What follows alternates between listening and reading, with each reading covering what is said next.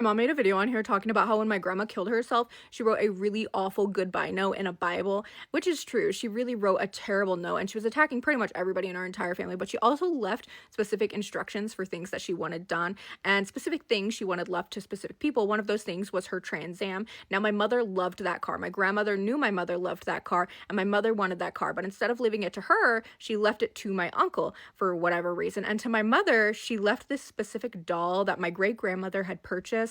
And then when my great grandma killed herself, she left it to my grandma. And then when my grandma killed herself, she left it to my mother. Now, this was not an ordinary doll. This was an ugly ass doll. It's called a Little Miss No Name. If you've never seen one before, look it up. Absolutely horrifying. But my mother always said that that was the moment that it like solidified it for her that her brother was the favorite. That my grandma always loved my uncle more than she loved my mom. But what my mom left out of this entire story is that when my grandmother did this, that car was in my grandfather's name, okay? And that car stayed in my grandfather's name until my uncle turned 18. And then when my uncle turned 18, he killed my grandfather and got a life sentence. So because this happened, he could not profit off of his crime, and his half of my grandpa's estate went to my mother, including the Trans Am. So in the end, my mom ended up with not only the ugly ass doll, but also the Trans Am that she wanted.